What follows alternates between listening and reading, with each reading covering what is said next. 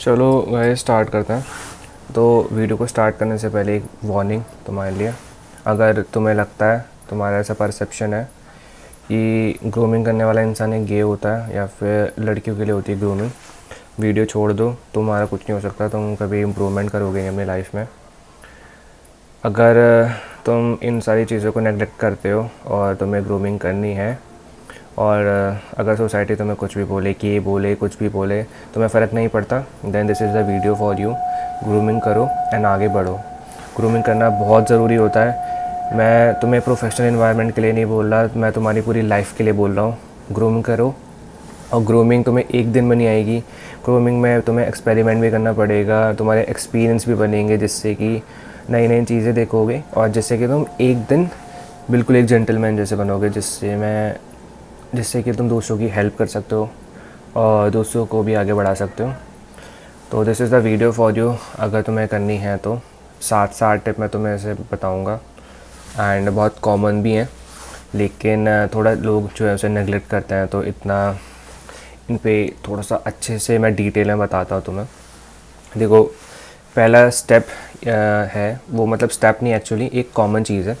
देखो, जैसे कि हमें रोज़ नहाना चाहिए, ये एक बहुत कॉमन चीज़ है, लेकिन लोग रोज़ नहीं नहाते। जो बेसिकली लड़के होते हैं उनकी बात करता हूँ मैं, वो रोज़ नहीं नहाते। वो गेम्स खेलते हैं, मूवीज़ देखते हैं, सीरीज़ देखते हैं, लेकिन वो नहाना प्रेफर नहीं करते, ना वो ब्रश करते हैं। तो ये उनके लिए तो ये वीडियो है ही नहीं बेसिकली। अगर तुम नहा भी नहीं रहे हो, ना ब्रश कर रहे हो, तो प्लीज़, अगर तुम्हें आगे कुछ करना है तो पहले तो तुम्हें शावर लेना चाहिए। देखो, शावर ले रहे हो तो एक एडिशनल चीज़ तुम कर सकते हो, एक शावर जेल में इन्वेस्ट कर सकते हो, या फिर एक लूफ़ा में भी। शावर जेल और लूफ़ा में इन्वेस्ट कर सकते हो अगर अफोर्ड कर सकते हो तो। नहीं कर सकते मत करो, जस्ट नहा लो हर दिन। पहले पॉइंट की बात करते हैं, एक अच्छा हेयर कट एंड एक अच्छा हेयर स्टाइल। देखो, हेयर कट के लिए तुम्हें बार्बर के पास जाना पड़ेगा। हेयर स्टाइल तुम कहाँ से ढूंढोगे? वो है पिंटरेस्ट से। पिंटरेस्ट के बारे में मैंने तुम्हें पहले ही बताया था एक वीडियो में कि पिंटरेस्ट पे अपना हेयर स्टाइल कैसे ढूंढें जो तुम्हारे बॉडी के लिए, तुम्हारे फेस के लिए बहुत अच्छा हो, बिल्कुल तुम्हारे लिए ही हो। कैसे ढूंढोगे? देखो, अपने बालों को देखो कि वो कैसे हैं, स्ट्रेट हैं, वेवी हैं, कर्ली हैं। मान लो स्ट्रेट है, स्ट्रेट हेयर डालो, स्ट्रेट हेयर स्टाइल पिंटरेस्ट पे सर्च करो, एंड उसमें से जो पिक अच्छी लगे उसे उठाओ, उसे जज करो, उसे एनालाइज करो कि वो इंसान कैसा है और उसमें और तुम में कितना डिफरेंस है। अगर ज़्यादा डिफरेंस है तो मत उठाओ, उससे मतलब चूज़ ही मत करो वो वाला हेयर स्टाइल। अगर ज़्यादा डिफरेंस नहीं है और तुम्हें लगता है कि वो हेयर स्टाइल तुम पे बहुत अच्छा लगेगा और तुम दोनों का फेस शेप भी बहुत एक्यूरेट है, मतलब मिलता जुलता है, तब उठा लो, एक्सपेरिमेंट कर लो।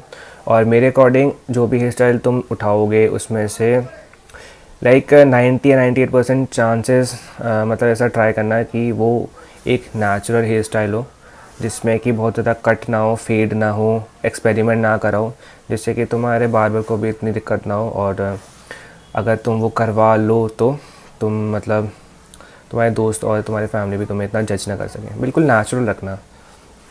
तो इसके बाद हम बात करते हैं, जो हेयर स्टाइल होता है वो तो तुम ढूंढ लोगे, हेयर कट करवा लोगे किसी बार्बर के पास जाके, लेकिन जो छोटी छोटी चीज़ें होती हैं एक हेयर स्टाइल को मेंटेन करने में, उसके लिए तुम बार्बर के पास नहीं जाओगे।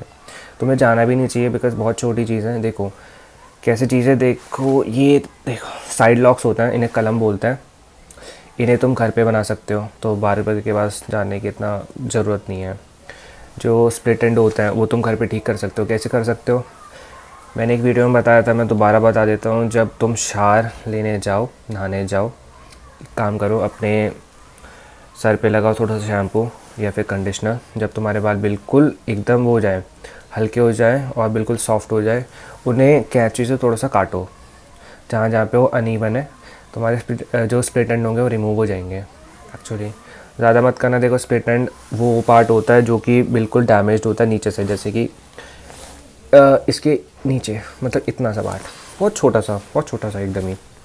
ये चीज़ें तुम घर पे करोगे ना, तुम्हारी मतलब खुद की नॉलेज भी बढ़ेगी, जिससे कि मतलब तुम्हारा टाइम सेव होगा। एक्चुअली इतनी छोटी छोटी चीज़ों के लिए भी अगर तुम बाहर गए तो फिर तो बहुत बेकार है। इससे बढ़िया घर पे सीख लो। मैंने भी खुद ही सीखा था। साइड लॉक्स कैसे बनाते हैं, एक ट्रिमर लो, ट्रिमर से एक लेंथ डिसाइड करो। देखो, मैं लेंथ बताता हूँ क्या होती है। जो ये होता है ना कान, इसका ये पार्ट, ये वाला, एक्चुअली ये वाला इसके एकदम ही सीधे में रखना ट्रिमर, एंड बीच में कट लगा देना, बस तुम्हें लेंथ मिल गई। नीचे का पार्ट शेव करो, ट्रिम करो, तुम्हारी मर्ज़ी। मैं तुम्हें ये बता रहा था कि तुम्हारे जो साइड लॉक्स हैं उनकी लेंथ क्या होनी चाहिए। इतना मोटा भी नहीं होना चाहिए, मतलब इससे ज़्यादा मोटा हुआ बहुत भद्दा सा लगेगा, बहुत बेकार सा लगेगा। पतला भी नहीं होना चाहिए, नहीं तो बच्चों जैसा लगेगा। एकदम नेचुरल लेंथ रखना, ना मोटा ना पतला, बिल्कुल ही। और प्लीज़ इसके जो साइड्स हैं इनको मत ट्रिम करना, ये मेरे से भी नहीं होते, ना तुमसे हो पाएंगे, ये बस एक अच्छा नाई कर सकता है। तो बस इस लेंथ को डिसाइड करना, बस तुम्हारा काम हो गया। इसके बाद हम बात करते हैं आईब्रोज़ की। आईब्रोज़ की बात करने से पहले देखो, हेयर स्टाइल और हेयर कट हो गया, लेकिन हेयर केयर को भी ध्यान में रखना और इन तीनों चीज़ों को फॉलो करना अच्छे से। हेयर केयर का बहुत अच्छा मतलब प्लस पॉइंट ये होता है कि तुम्हारे बालों की जो स्ट्रेंथ है वो ओवर टाइम बढ़ेगी, तो उसको भी ध्यान में रखना। एंड इसके बाद हम बात करते हैं आईब्रोज़ की।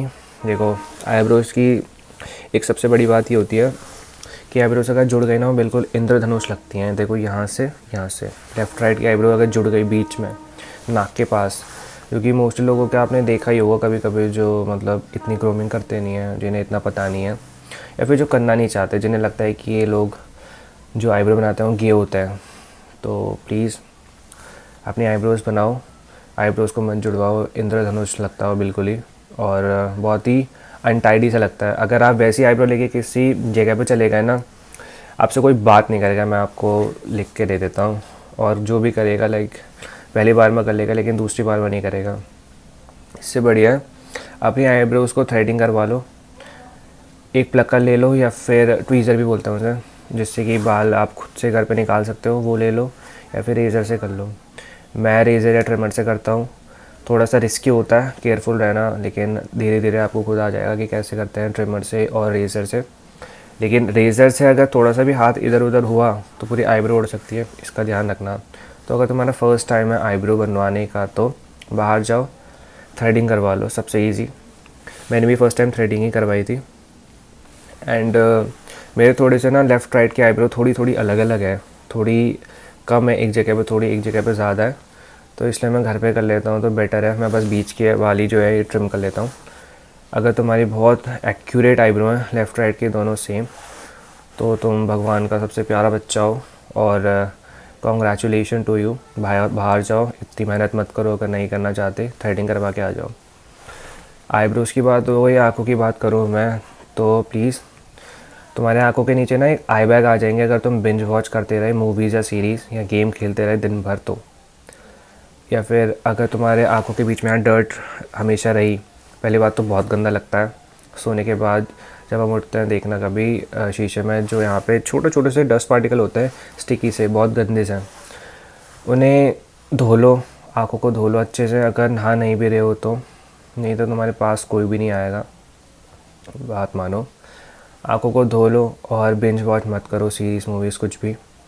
और अगर तुम्हारे आई बैग फिर भी है तो मूवीज़ ना देखने के बाद भी अपने आँखों के नीचे लगाओ तुम एक आई क्रीम या आई ड्रॉप्स भी यूज़ करो, जिससे कि तुम्हारी आइज़ वीक ना हो।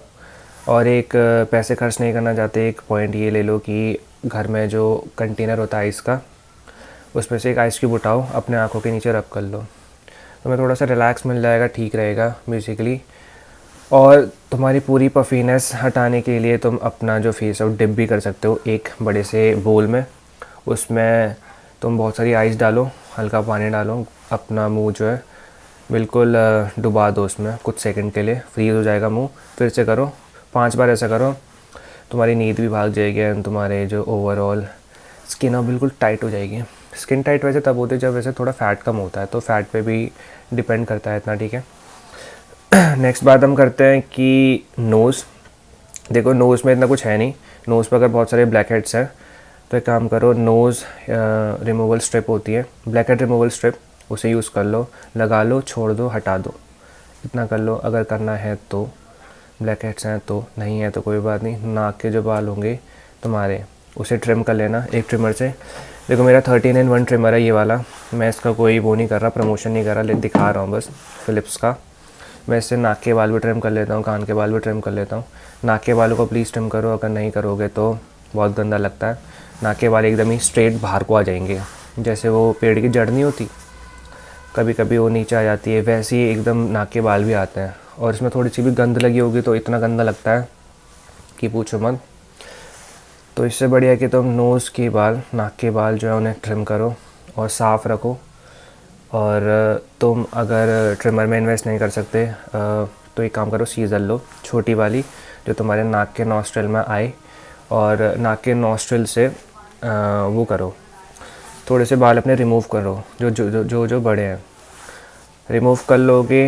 देन एक चीज़ याद रखना कि थोड़ा सा ध्यान से करना, अगर एक दो कट भी लग गए नाक के अंदर तो आंसू निकल जाएंगे तुम्हारे। मैंने भी ट्रिमर से पहले करा था, सीज़र से, तभी जाके मैंने ट्रिमर में इन्वेस्ट करा, और इससे पूरा काम हो जाता है एक्चुअली, बॉडी ग्रूमिंग एंड सब एक ट्रिमर से हो जाता है, क्योंकि 13 in 1 है।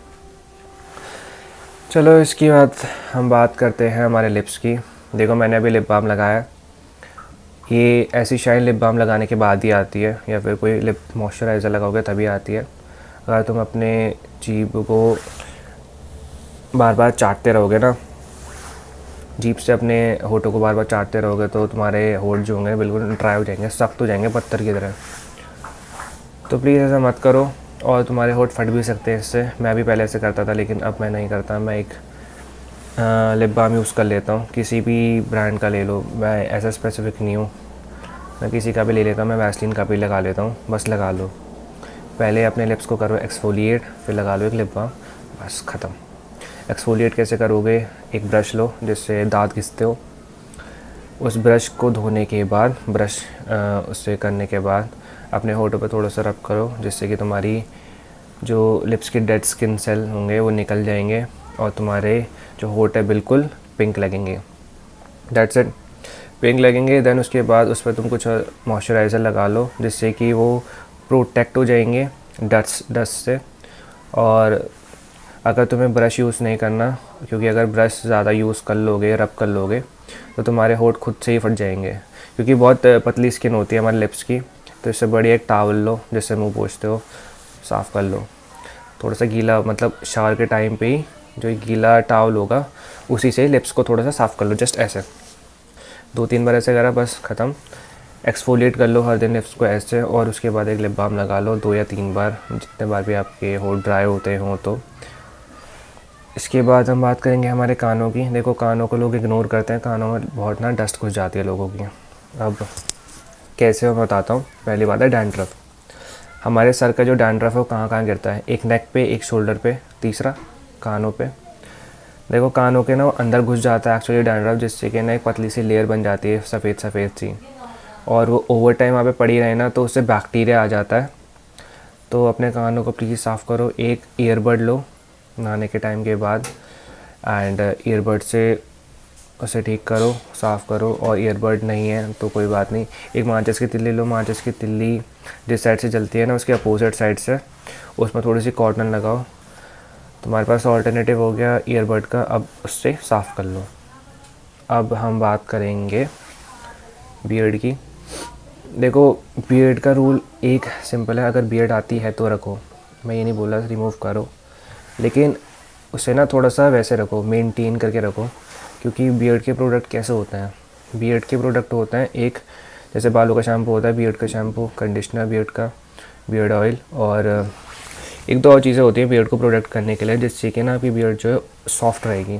जैसे हमारे बाल सॉफ्ट रहते हैं कंडीशनर करने से, शैम्पू करने से, वैसे अगर नहीं यूज़ कर रहे तो बियर्ड ही मत रखो मेरे हिसाब से, क्योंकि वो इतने टाइट बाल ना आपकी स्किन को भी इरिटेट करेंगे, क्योंकि उनमें डस्ट घुसती है। हमारे बालों में भी डस्ट घुसती है, तो हमारी बियर्ड पे भी डस्ट घुसती है, इस बात को ध्यान पे रखो।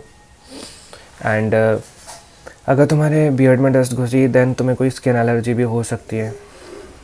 तो अगर तुम इन्वेस्ट कर सकते हो तो बियर्ड प्रोडक्ट में करो, देन बियर्ड रखो। अगर नहीं रख रहे और तुम्हें कोई प्रोडक्ट में भी इन्वेस्ट नहीं करना, तुम्हारी बियर्ड आती है तो एक स्टबल रखो। स्टबल में कुछ नहीं करना होता, स्टबल में तुम्हें बस एक हेयर ऑयल चाहिए, beard oil actually, hair oil नहीं बियर्ड ऑयल। हेयर ऑयल वाला भी यूज़ कर सकते हो, लेकिन हेयर ऑयल वाला थोड़ा सा हार्ड होता है। स्टबल रखो एक बहुत ही क्लीन लुक के लिए, अगर तुम्हारी पूरी बियर्ड आती है तो।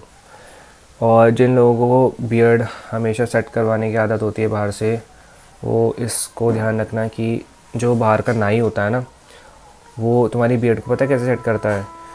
वो उसका मतलब होता है सेट करने का कि जो तुम्हारी जॉ है यहाँ तक तुम्हारी बियर्ड को काट देगा और नीचे का साफ़ कर देगा बिल्कुल क्लीन, और यहाँ पे बियर्ड। तो ऐसा लगता है कि तुमने कोई मास्क पहना हुआ है बियर्ड का, और तुम बिल्कुल कार्टून लगते हो। फिर उस टाइम पे लोगों को लगता है बहुत क्लीन लग रहे हैं, लेकिन लोग कार्टून जैसे लगता है उसमें। जो तुम्हारी जितनी भी फेशियल बोन्स होती है उनका फिर बिल्कुल हो जाती है ऐसी तैसी। अगर तुम्हारी बहुत अच्छी जॉ लाइन भी है तो भूल जाओ। उसके बाद तुम्हारा शेप ना पता कैसा ओवल लगेगा, अंडे जैसा, बिल्कुल राउंड, क्योंकि तुम्हारी बियर्ड ही ऐसी हो गई है। या तो उस बियर्ड को हटा दो, रखो ही मत। अगर सेट करवानी है तो पहले, अगर रखनी है तो प्लीज़ यहाँ तक मत कटवाओ, यहाँ तक उसकी जो नेचुरल लेंथ है वहाँ तक रखो। जो एडिशनल हेयर होता है ऊपर नीचे बस वो रिमूव कर दो, और थोड़ा सा लाइट कर लो। बेसिकली यहाँ की लेंथ एक जैसे रख लोगे तो क्या बड़ा वो डिफरेंस हो जाएगा, है ना। और वैसे भी नेक पे आई डोंट थिंक सो इतनी इरिटेशन होती है। जितनी भी इरिटेशन होती है बियर्ड को रखने के बाद वो फेस पे ही होती है। तो इससे बढ़िया तुम रिमूव कर लो, क्लीन शेवन कर लो या स्टबल रख लो। देन हमने स्टबल की बात करी, क्लीन शेवन की बात करी। क्लीन शेवन में एक रूल ये है कि जो तुम्हारी ब्लेड की कार्ट्रिज या फिर रेज़र का, हाँ वही रेज़र, सॉरी ब्लेड, रेज़र का ब्लेड, उसको रिमूव करना अगर वो है डिस्पोजेबल है तो। जैसे कि जिलेट मार्क 3, विक्टर 3 और जिलेट फ्यूजन, इन सब के जो कार्ट्रिज होती है वो 1-1.5 महीने तक चलती है। इनको रिमूव करने की ज़रूरत नहीं होती, लेकिन वो थोड़ी सी कॉस्टली होती है। जो डिस्पोजेबल रेज़र हो सर, अगर आप उसे 1 या 2 बार यूज़ करोगे उसकी ब्लेड को तो वो घिस जाती है, और वो स्टेनलेस नहीं होती। तो उसमें थोड़ा सा पानी पड़ने के बाद अगर आप उसे दोबारा यूज़ करोगे तो उसमें थोड़ा सा जंग लगेगा। उसी जंग लगे ब्लेड से अगर आपने दाढ़ी बना ली तो आपको इतने सारे स्किन इन्फेक्शन होंगे कि like I can't even count. फिर तो आप तैयार है ना बैक्टीरिया के लिए जो आपके फेस पे होगा। तो इससे बेसिकली ये हमें ध्यान में रखना चाहिए कि थोड़ा सा सेल्फ़ अवेयरनेस बढ़ाओ अपने लिए। जो प्रोडक्ट यूज़ भी कर रहे हो उन्हें कम से कम अच्छे से सेलेक्ट करो और उनकी केयर करो कि वो कैसे हैं, देन जाके उन्हें अपनी स्किन पे डालो। That's it. बियर्ड का भी हो गया। अब नेक की बात करता हूँ मैं। देखो नेक को तुम्हें कुछ नहीं करना। नेक में अगर तुम्हारी टैनिंग है, देखो मोस्ट लोगों की प्रॉब्लम ये होती है कि यहाँ का जो आगे की नेक है उसका कलर तो बिल्कुल ठीक है, फेस से मैच कर रहा है, लेकिन वहाँ पीछे का जो होगा बहुत डार्क होगा धूप की वजह से, सनबर्न की वजह से। उसके लिए कुछ नहीं करना, कोई प्रोडक्ट मत यूज़ करो। सनस्क्रीन लगाते हो तो लगा लो, नहीं लगाते हो तो कोई बात नहीं, एक आइस क्यूब लो, उसे रब करो बस। देखो तुम्हें लाखों वीडियो मिल जाएंगे यूट्यूब पे कि सनबर्न या फिर टैनिंग जो है कैसे रिमूव करता है, लेकिन उनमें से बहुत सारी वीडियो जो है वो फालतू है। बेसन का पेस्ट, ये पेस्ट, वो पेस्ट, सारे पेस्ट बेकार है। आइस क्यूब लो, सिंपल, 1-2 मिनट के लिए घिसो, धूप में मत जाओ। धूप में जाते हो कवर कर लो अपनी गर्दन को, बस इतना सा ध्यान रखो। या फिर सनस्क्रीन लगा लो बाहर जाते टाइम पे अगर लगाते हो तो। इसके बाद हम बात करते हैं जो कि सारे लोग इग्नोर करते हैं चीज़ें, वो है हमारे नेल्स, हाथों के नेल्स, पैरों के नेल्स। देखा आपने वो लोग देखे होंगे जो अपने ना ये सबसे छोटी वाली स्मॉल फिंगर का नेल बढ़ाते हैं। तो एक तो पहली बात, अगर उनमें से आप हो तो उसे काट लो, बिकॉज़ पॉइंट क्या है उसे बढ़ाने का। एंड अपने सारे जो नेल्स हैं उसे क्लीन रखो, उसे काटो 1 हफ्ते में कम से कम 1 बार। अगर तुम ऑफिस भी जाते हो तो तुम्हें संडे को तो टाइम मिलता ही होगा, कम से कम 10 मिनट, 5 मिनट, 5 मिनट में आपके नेल्स ट्रिम हो जाएंगे, छोटे हो जाएंगे। उन्हें घिसो, उनमें जितनी भी गंद है उसे साफ़ करो। उसके बाद अपने हैंड को वॉश कर लो। तो नेल्स में यही था। देखो अगर आपके बहुत बड़े नेल्स होंगे, अगर आपने किसी से फिर हाथ भी मिलाया ना बड़े नेल्स के साथ, तो इंसान दोबारा आपसे ना हाथ भी नहीं मिलाएगा। तो इसका बेसिकली ध्यान रख लो। और जो आपका एक्सेसिव हेयर है, इसके बाद वाला पॉइंट है, ये इसमें इंक्लूडेड नहीं है। नेल्स की बात हो गई, इसके बाद वाले पॉइंट में हम बात करते हैं एक्सेसिव हेयर की। तो एक्सेसिव हेयर को ना हटा लो। देखो अब तुम फिर से गे बनने जा रहे हो, तो गे बनने वाला कॉन्सेप्ट हटाओ दिमाग से। ग्रूमिंग की बात कर रहा हूँ मैं, बॉडी हेयर को हटाने की। जितना ज़्यादा आपके बॉडी पे हेयर होगा उतना ज़्यादा स्वेट बैक्टीरिया इकट्ठा होगा और बहुत गंदी स्मेल आएगी। तो इससे बढ़िया है एक्सेसिव हेयर को हटाओ, चाहे वो गर्दन पे हो, छाती पे हो, आर्म पिट पे हो, ट्रिम करो, एक ट्रिमर में इन्वेस्ट करो। और नहीं कर सकते, बहुत आलसी हो बहुत, और तुम्हारे पास पैसा हो सकता है तब, तो एक काम करो, बाहर जाओ, लेज़र ट्रीटमेंट करवा लो। सबसे अच्छा, एकदम अच्छे लगो, बेटर लगो दूसरों से, जिससे कि तुम एक खुद का ऑरा बना सको। देखो, इन छोटी छोटी चीज़ों से ना आपकी ओवरऑल पर्सनालिटी बन जाती है। तो लोगों को ना ऐसे लगता है कि ये इंसान बहुत हैंडसम है, लेकिन इसमें पीछे मतलब ये इतना एफर्ट्स भी नहीं डालता, लेकिन ये फिर भी है, अपने जो क्लीनलीनेस फैक्टर होता है उसकी वजह से भी बहुत सारे लोग जो हैं बहुत हैंडसम लगते हैं, चाहे उनका फेस कैसा भी हो बेसिकली। तो इस पर फोकस करो, और एक अच्छा हेयर स्टाइल, और ढूंढो पिंटरेस्ट से। ये एडिशनल है, तो इसको मैं इंक्लूड नहीं कर रहा। मैंने आपको 7 पॉइंट बताए, 7 या बेसिकली 8 पॉइंट। तो लास्ट पॉइंट थोड़ा सा एडिशनल है। अगर तुम अपने बियर्ड और अपने हेयर स्टाइल को मैच कर लेते हो, जो कि बहुत मुश्किल से मिलता है, तो basically it's a cherry on top. देखो, तुम्हारी पूरी जर्नी में मतलब ये बहुत अच्छी अचीवमेंट है। मान लो तुम्हें एक अच्छा हेयर स्टाइल मिल गया, तुम खुद को थैंक यू बोलो, और अगर वो तुम्हारी बियर्ड के साथ मैच कर रहा है तो फिर सबसे अच्छी बात होगी तुम्हारे लिए। बिकॉज ऐसे बहुत सारे लोग होते हैं जिनकी बियर्ड अच्छी होती है, बाल अच्छे नहीं होते, हेयर स्टाइल अच्छा नहीं होता, हेयर स्टाइल अच्छा होता है, बियर्ड अच्छी नहीं होती, जिससे कि उनकी पूरी लुक ख़राब हो जाती है। तो थोड़ा सा टाइम इन्वेस्ट करो, थोड़ा सा टाइम हर दिन इन्वेस्ट करो, और सर्च करते रहो, कीप सर्चिंग कि तुम्हारे लिए कौन सा अच्छा हेयर स्टाइल हो सकता है। एक्सपेरिमेंट करते रहो अपनी बियर्ड के साथ भी और अपनी हेयर स्टाइल के साथ भी। बेसिकली एक्सपेरिमेंट कर भी रहे हो तो इतना ज़्यादा मत करना जैसे कि तुम बच्चे लगो, बचकांड मत लगना। बचकांड वाली हरकतें करोगे तो बिल्कुल ही अजीब लगोगे। एक मैच्योर इंसान की तरह इन्वेस्ट करो, जैसे कि एक अमीर इंसान अपने पैसे इन्वेस्ट करता है म्यूचुअल फंड्स में, तुम वैसे अपना टाइम इन्वेस्ट करो। धीरे धीरे धीरे धीरे एक अच्छा हेयर स्टाइल मिल गया, देन तुम्हें ट्रेजर मिल गया तुम्हारे लिए, उसे रखो, उसे मेंटेन करो, एंड आगे बढ़ते जाओ। So that's it for the video. Thank you for watching this video, and thank yourself also after watching this video.